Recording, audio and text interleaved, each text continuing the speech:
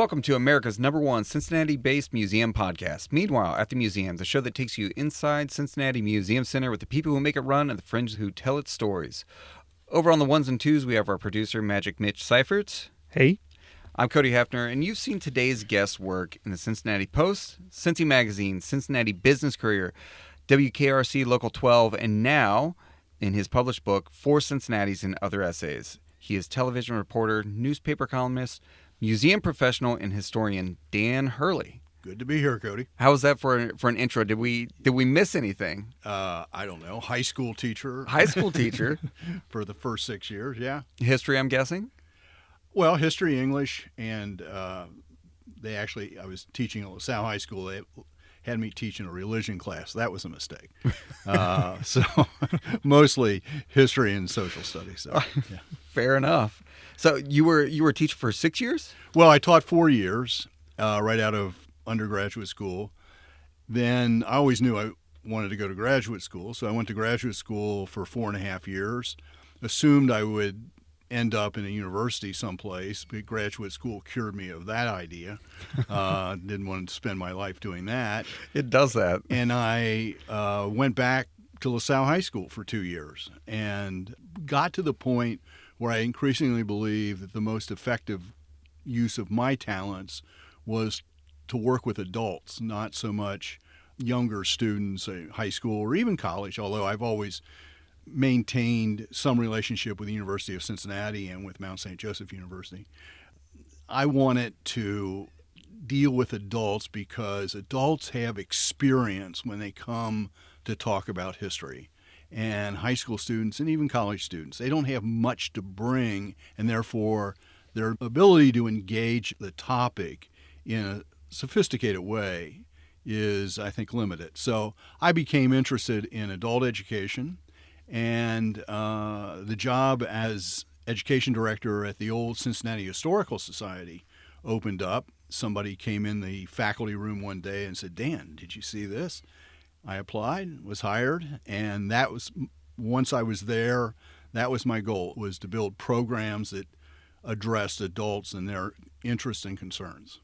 And speaking of that, and kids versus adults, students versus adults, that sense that history is kind of, it's cyclical in a way, and it's not necessarily, when people say history repeats itself, I think they boil that down a little too basic, but you do need a little more experience to be able to gauge historic moments or to view it in such a lens, because a lot of times you're talking about historic events that, for better or worse, often involve adults. And so you have to have a different perspective, a different mindset, sometimes maybe not to appreciate it as much, but to approach it in a more thoughtful way sometimes.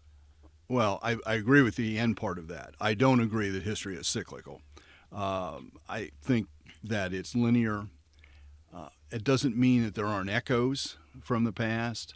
That's great. And there is certainly something about history which helps frame the questions, because what are we all about? We're all about trying to understand where we live today, who we are at this moment, and where things are taking us. And those are very difficult questions to try to get a handle on. History helps us with that. Literature also helps us with that.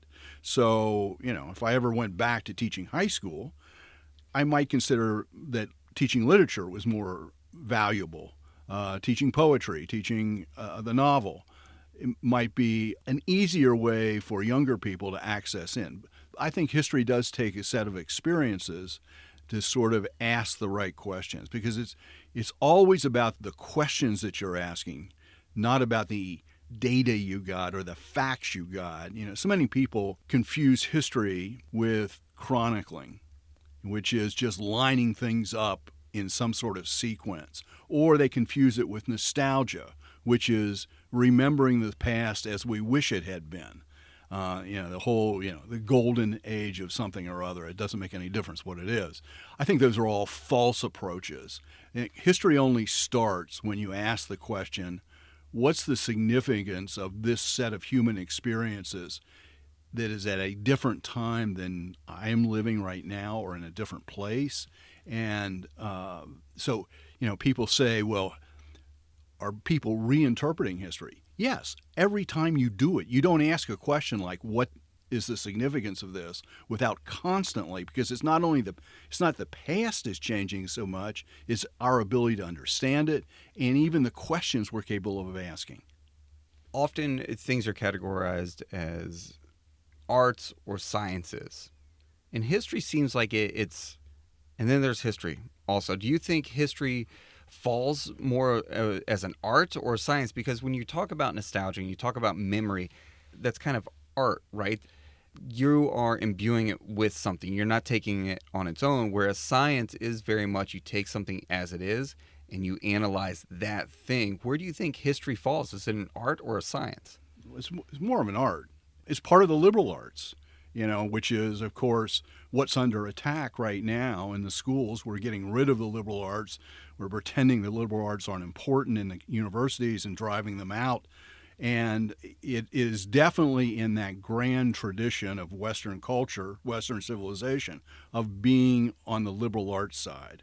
Now, that doesn't mean that there aren't scientific methods that are used. So, for example, social historians, and I'm a social historian, you're using data analysis to go back and take a look at tax records from the past, which 2 generations ago you couldn't do because computers didn't exist. And what were you going to do with all this data? It was kind of, you sampled a couple of things and pulled out extraneous elements. Now you can feed all of that into computers and you can see trends. So there's a scientific, systematic approach to a lot of the data that we deal with, and that has improved over time. But when it comes to asking that question, what does this mean? What's the significance of this for human beings? That's an art. Do you think technology has made that easier or more difficult? You talked about some of the benefits of technology and being able to, to access more information through computers. But do you think that, is that a plus or a minus when it comes to history? Is it making it, do you lose that ability to research in some way? Well, the question I think is, you just take the title, history. It's telling a story and being a storyteller. And by telling stories, helping people not only understand something that's in the past, and I say in the book, if this was all about the past, it's not worth doing. This is about understanding where we are at the moment and what's driving us to the future. And only when you take that approach, I think, is this all worth doing anyway. So the ability to analyze certain types of data are much better today than they were when I was an undergraduate, for example. Maybe by the time I got to graduate school, we were beginning to do social history in a little bit different way. But that has greatly improved and broken open a lot of those data sets that we didn't have access to before. But ultimately, whether you want to say it's a combination of both, but ultimately when you're writing, it's can you tell a story in a way that helps people understand who they are? That was something that always bothered me when I was in graduate school is there are a lot of historians who are poor writers. And when you talk about history and you talk about storytelling, it does not have to be written as a novel, but there has to be some, what's the point? And that often comes down to individuals. They had an impact in some way on someone or some group of people. And if you aren't able to tell that story, this is why a lot of people don't come to history until they're a little bit older, because they don't have a full appreciation for it. So you have to relate it in some way to people. If you don't know as you're writing what the point is that's grown out of sometimes you only understand what the point is as you write, but then you have to go back and rewrite. But unless you understand that, it's not worth it. This is a book of essays. Essays is a whole form. It's not the novel. It's a form of writing that was interesting. For years, I Actually, when was at the Old Historical Society, I started with Channel 9 and Channel 12 as a reporter, as a history reporter. And then, I don't know, 2006 or something, I became a columnist at the Cincinnati Post.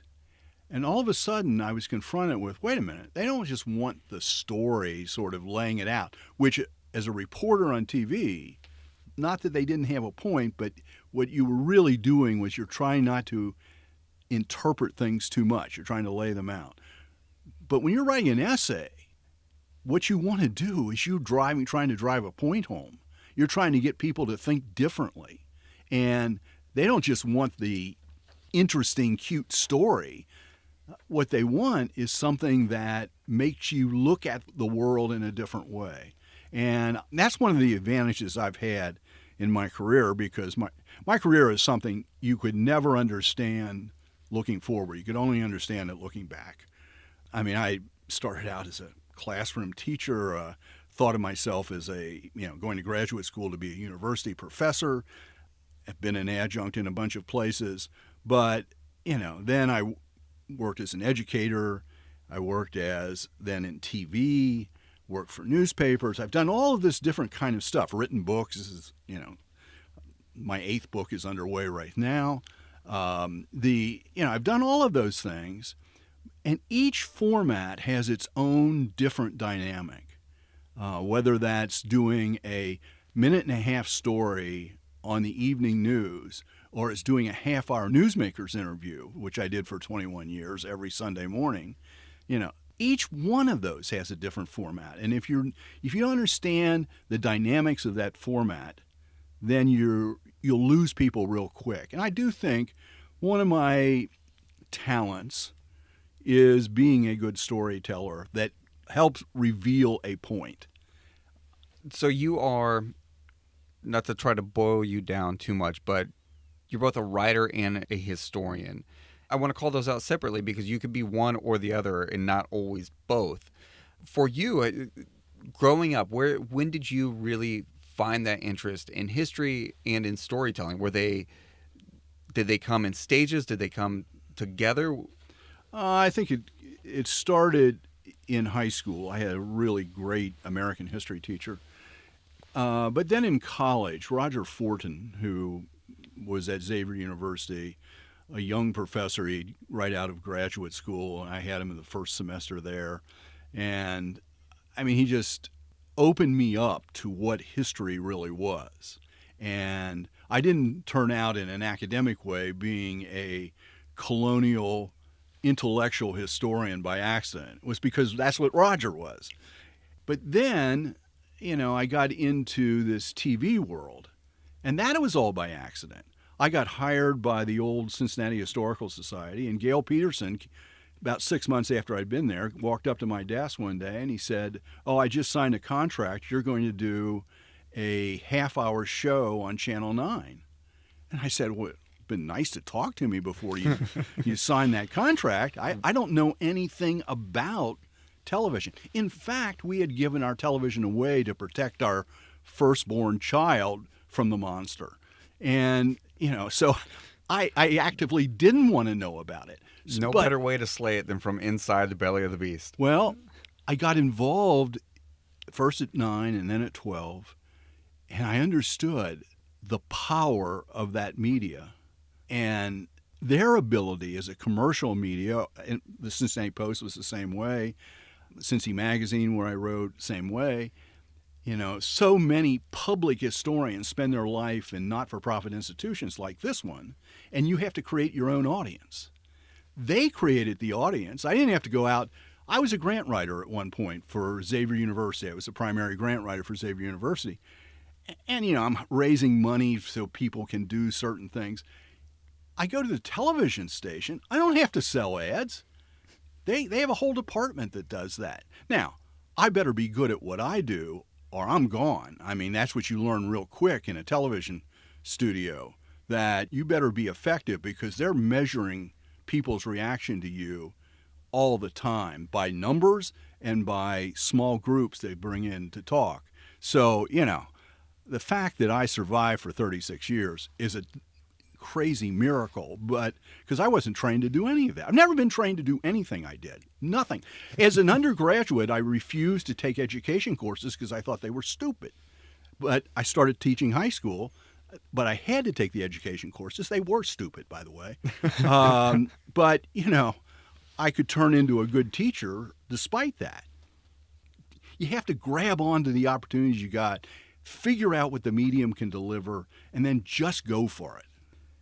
Speaking of mediums, you talked about essays being a very particular medium, and that's what this book is about. It's 88 essays, some which had been published before, others that had never been published. Right.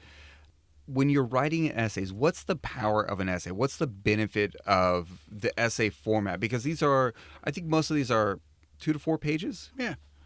900 to 1,200 words. I mean, in a newspaper column, they don't want more than 1,000 words. 900 is much better. In a television news story, by the way, you got a minute and a half. When a minute and a half's over, they just cut off the bottom of it.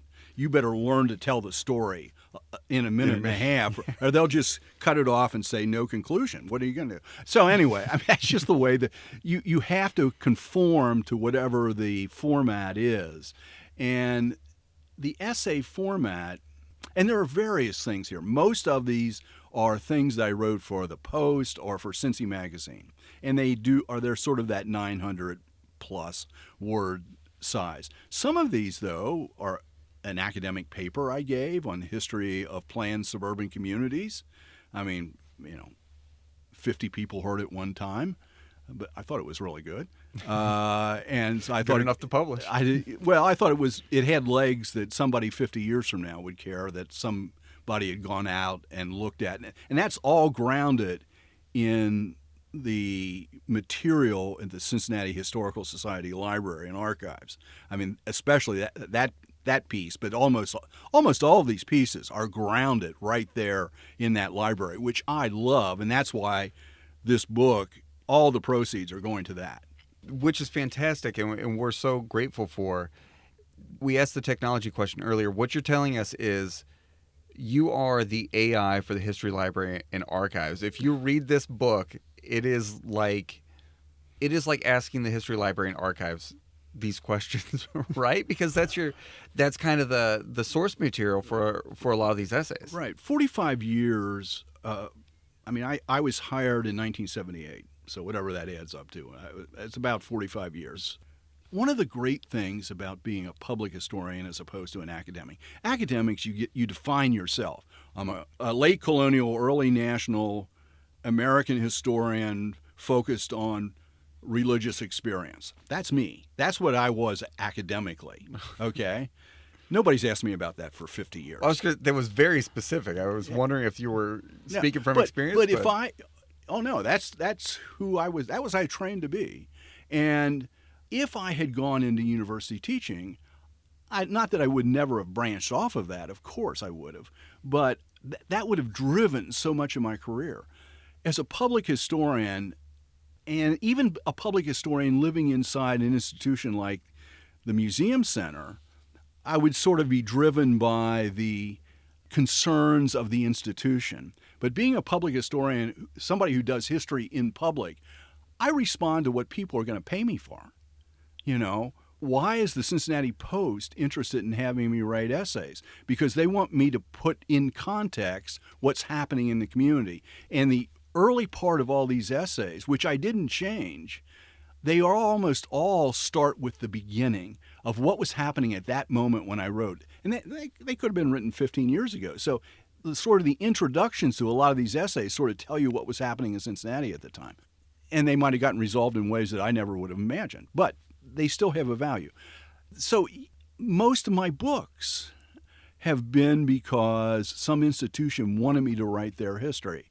So the Children's Home of Cincinnati, one of the favorite projects I've ever worked on, they came to me, they wanted to hire me for something else. And I said, well, yeah, I'll do that. But he said, I can't really do it right unless I understand the whole history of the thing. They said, well, we need to know that too because we've never figured it out.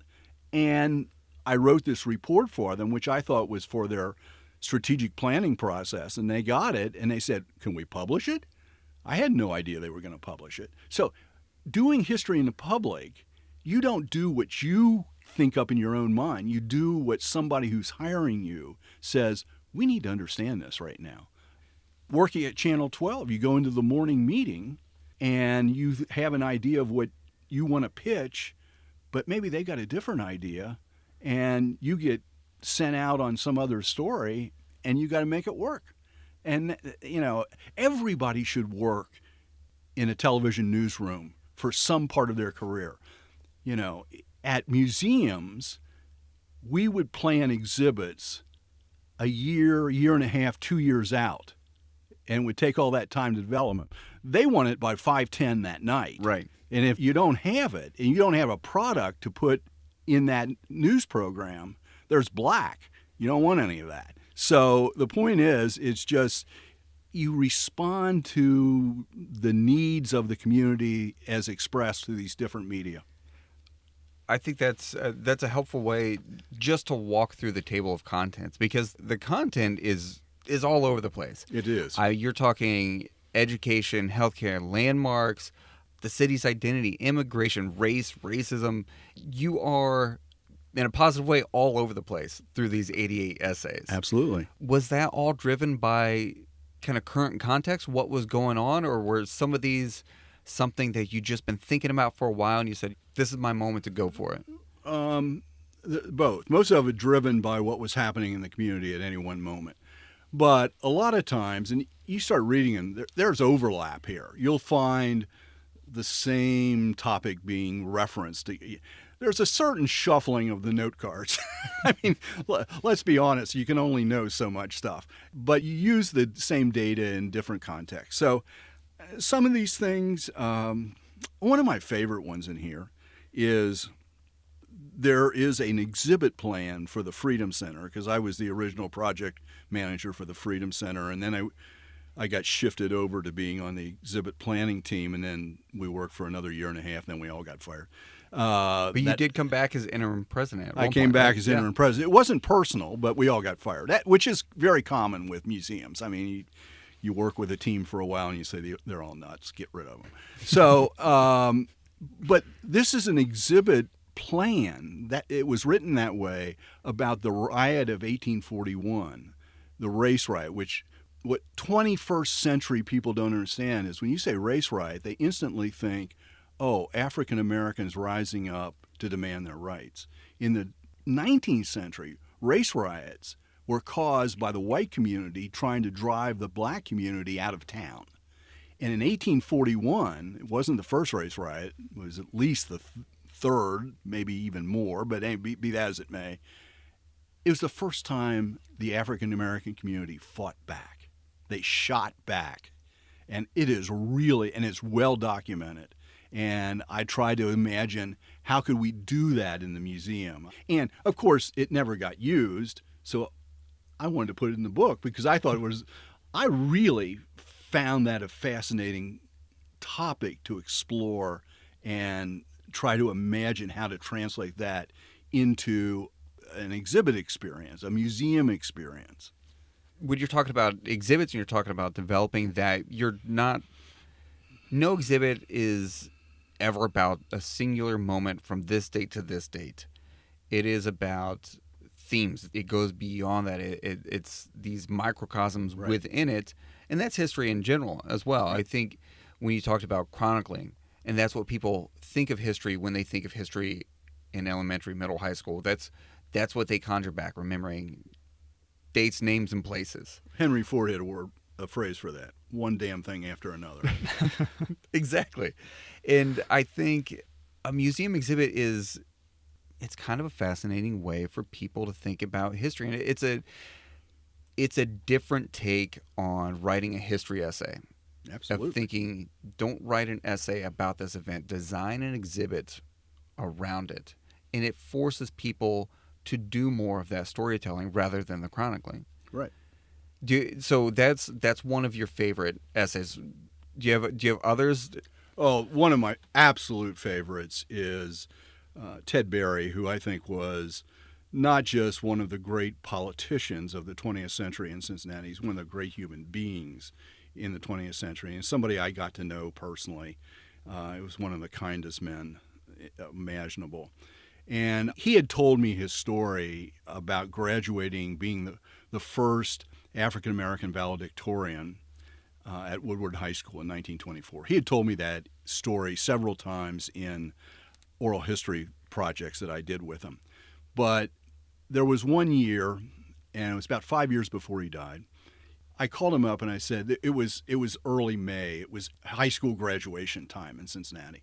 I said, would you work with me on this? This was for Channel 12.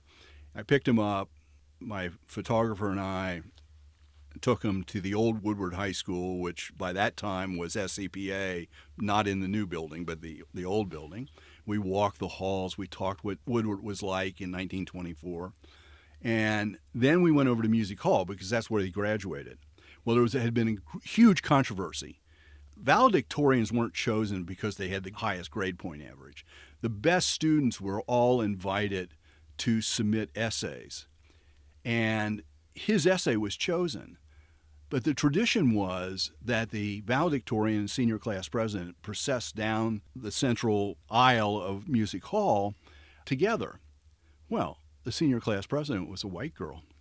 That wasn't possible in 1924. The Right. two of them couldn't walk down the aisle together. So the school decided to run the essay contest again, and you had to submit your essay under a pseudonym, and he used Tom Playfair. Now, some of that's obvious why that name works, but it's also was because there was a series of children's books for boys titled the Tom Playfair series, written by Father Finn, who was a Jesuit at St. Xavier High School.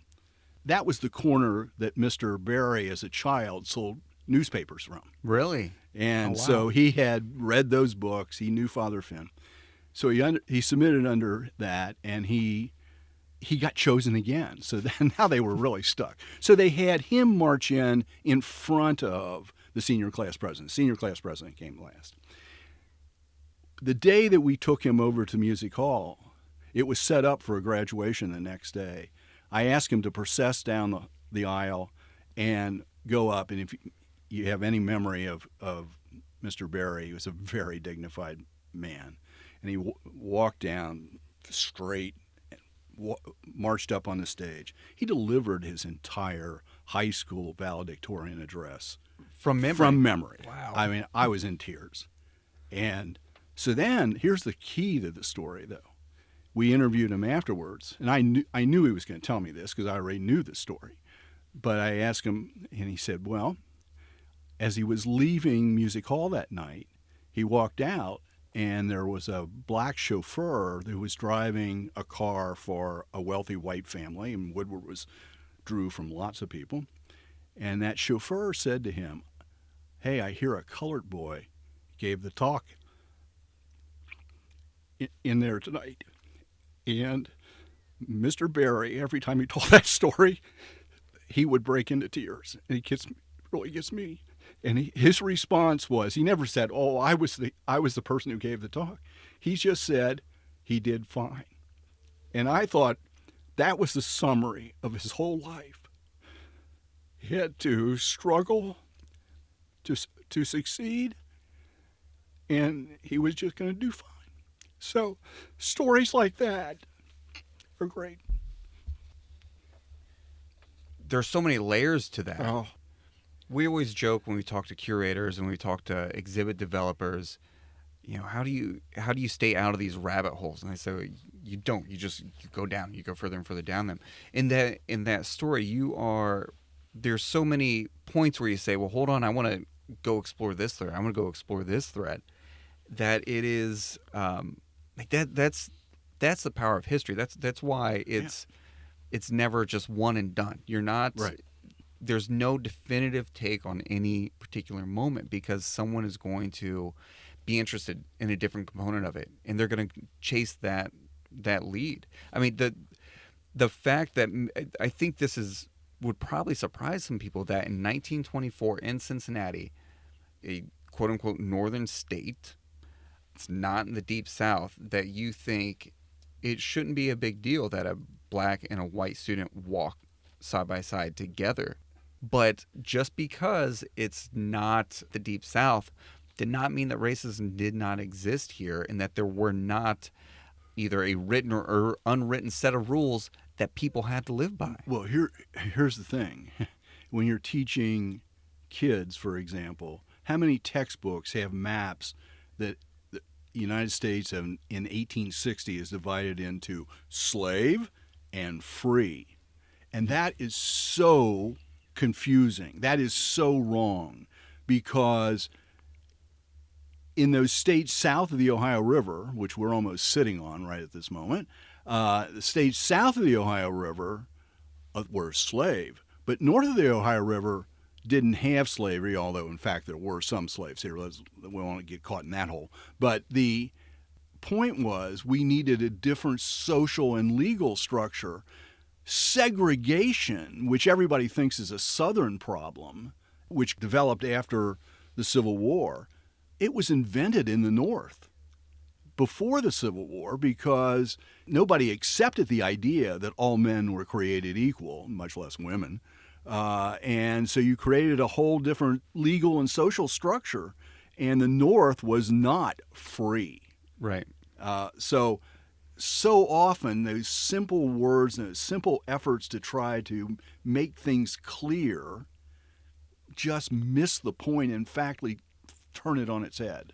And when you talk about nostalgia and you talk about the golden age and thinking back, a lot of that rose coloring comes from the stories that aren't told, the who is telling the story, who is and is not in the picture, because there are vast periods of history where people of color or marginalized people play or serve certain roles and are either intentionally ignored or easy to ignore just because of the historic record at times. And so it's easy to look back and say, oh, wow, life was really wonderful back then. Hear all these great stories.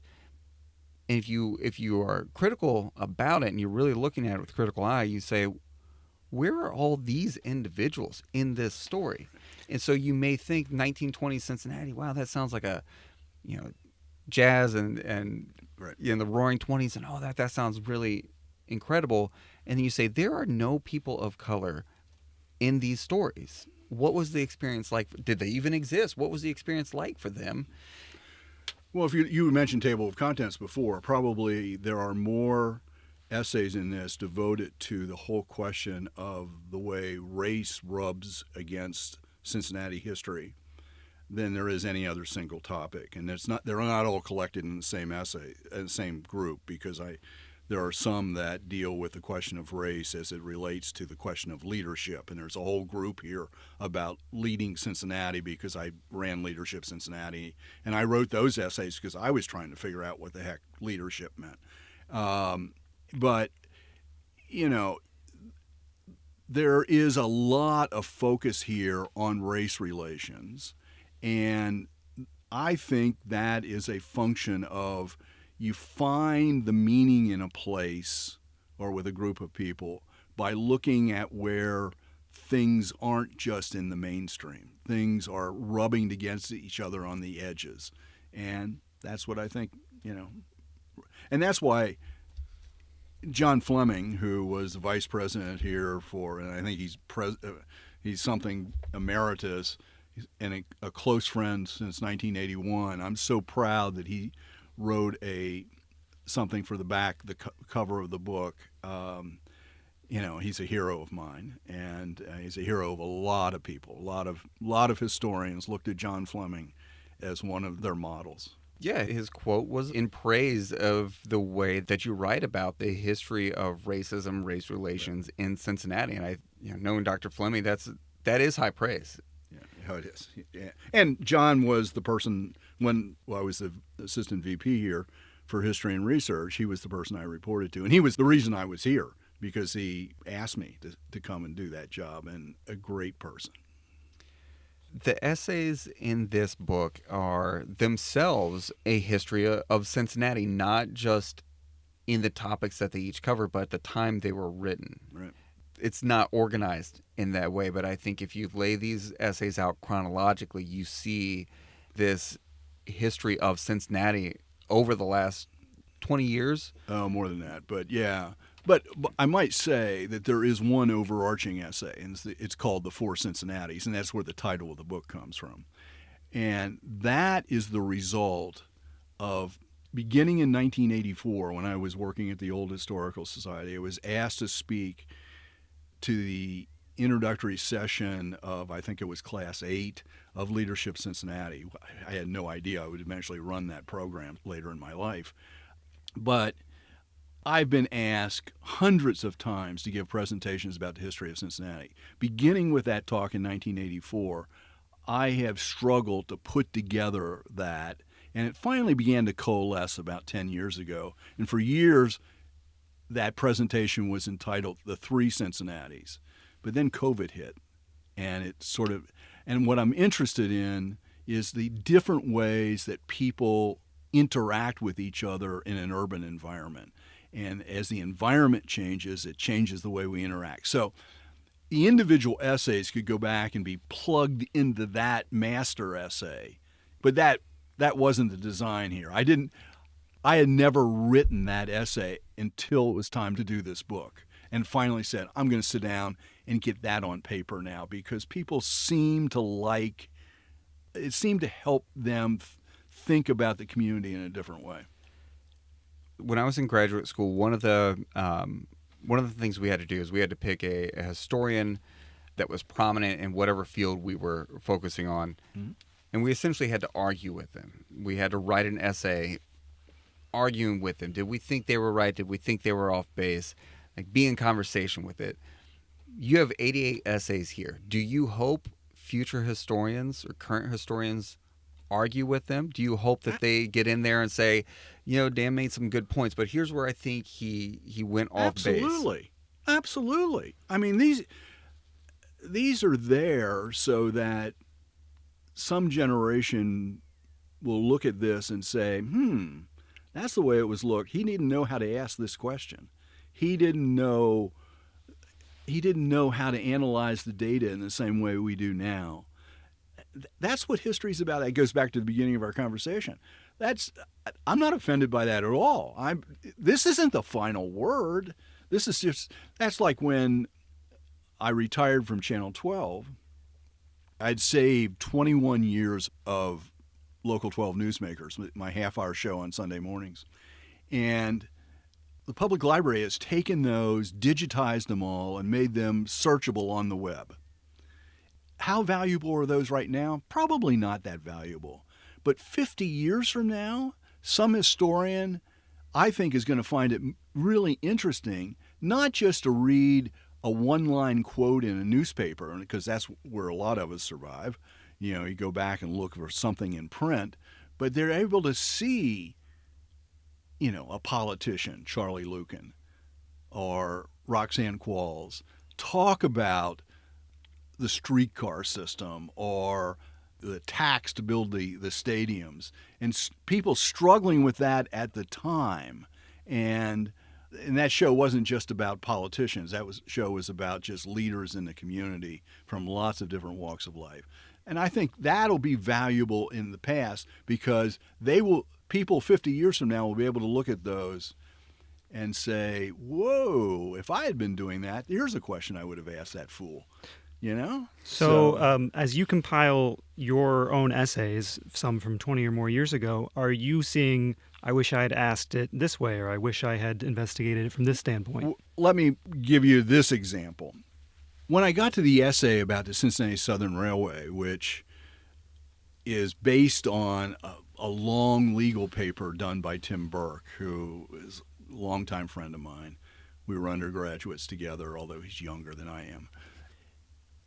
I looked at that, and of course, the city and the voters had just approved the sale of the railroad.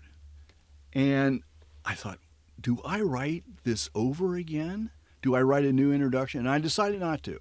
I decided to let it be what it was, and people will notice that the book came out almost at the same time that the city made this fundamentally different decision than it had made in different elections that I had cited in the article. And I struggled, but I decided, I don't have to be right. The fact that I didn't see that coming, that's just human. So, there are things that there was temptation not to correct so much, but to catch things up with where they had gone. And I decided, let it be a statement about the city at a particular moment in time. I want to ask one last question. What tips do you have for students studying history today, or sitting in a history class today, or approaching history today, that can help them get closer to asking the right questions or knowing how to ask those questions? Well, probably critical to that is what I might say to their teachers, and how you can encourage teachers to open that process up and not present everything as sort of a final, neatly packaged story that everything is nailed down, but to allow it to raise questions. I would also say the joke in my family is we drug our kids to every historic site we could find. That didn't always go over well, but I don't think they resent it too much. But that's what I do with my granddaughter, too. Sometimes those historic sites, like Colonial Williamsburg, I did my graduate work at William & Mary. I love Colonial Williamsburg. Sturbridge Village, the Plymouth Plantation. These are great historic sites that use first-person interpretation. And it isn't just packaged. And let those students interact with different formats than just words on pages, I think would be a really important thing. So bringing them to the Cincinnati Museum Center and experiencing exhibits here, bringing them to the Holocaust and Humanities Center, which I think is an incredibly powerful experience. And I am honored that I was asked to just do the audio tour of the Holocaust Center here. Oh, fantastic. It's just gone live. But those of us who have visited the U.S. Holocaust Center in Washington, it's so big and so overwhelming that it's just like, what do you do with it? But this here tells the story in a manageable way and connects it better to our current situation, not because he keeps talking about the Holocaust, because he gets below the level of what's really going on there and begins to talk about the people and the upstanders and the bystanders and and that, let students deal with that. I think that sometimes books, and especially textbooks, they package everything like, oh, well, we know the answers. And all you have to do is figure out what the answer is from reading our book carefully, and don't ask any questions, just put it down on the paper at the end. So I'd get away from that. And I think if you went back and talked to my students that I taught 60 years ago, I started teaching in 1968 in high school, I think you'd find out that's what I was doing then, not using textbooks and trying to get students to just open their minds to things differently. All right, teachers. I hope you're listening. And hey, if you're not a teacher, thank you for listening all the same. Dan's book, Four Cincinnati's and Other Essays, is available at Cincinnati Museum Center right now. It's also available on Amazon if you don't live in the Cincinnati area and you still want to grab it. It's a great trip through history and through Dan Hurley's mind as well. Dan, thank you for joining us. We really appreciate it. Thank you, guys. Thanks. Thank you all for listening. Again, if you like what you heard, if you want to learn more, if you want to learn history firsthand, come visit us at Cincinnati Museum Center. Visit cincymuseum.org for the latest reasons to visit. And as always, please rate, review, and subscribe. We'll catch you next time.